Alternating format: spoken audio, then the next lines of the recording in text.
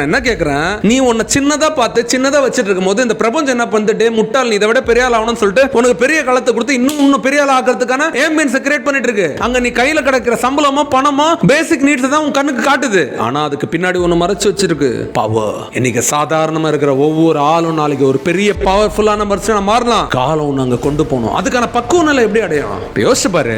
சின்ன வயசுல அழகா பொம்மையோட விளையாடிட்டு திருப்பி அம்மா மடியில தூங்கின, திருப்பி ஒரு வேலைக்காரமா ஒரு ஆயமா உனக்கு சோறு செல்லம் கொடுத்து உன்னை கூட்டு போயிட்டு ஒரு கம்பெனில ஒரு முதலாளி உட்கார, நீ அப்ப முதலாளி ஆவையா? இல்ல அடிபட்டு ரோட்ல திரிஞ்சு சாப்பாட்டுக்கு கஷ்டப்பட்டு நம்மளோட தேவைகளை எப்படி பூர்த்தி பண்றது சொல்லிட்டு சின்ன சின்ன விஷயத்துக்கு பார்த்து பண்ணி நீ ஒரு சீட்ல போய் உட்காரும் போது எதுக்கு பவர் அதிகம்? நீ டைரக்டா போன இடத்துல உன்னை சுத்தி அனுப்புதுன்னா அது ஒன்னும் முட்டாள் இல்ல. இந்த காலம் நீ சுத்தம் போது 4 பேரை பாப்ப கத்துப்ப, உன் பக்குவ நிலை வளரும் அப்படின்றது இந்த காலம் உன்னை முடிவு பண்ணி உனக்கு கொடுக்கிற வாய்ப்புடா. நீ புண்ணியம் செஞ்சவனதான் அலையோட அந்த காலம். டக்குன்னு ஒருத்தங்க வேலை கச்சிச்சுன்னா சாதாரண ஆளு, ஒருத்தன் போராடிட்டு இருக்கான் வேலைக்கு அப்படின்னா அவன் ஒரு நாள் பெரிய ஆளு.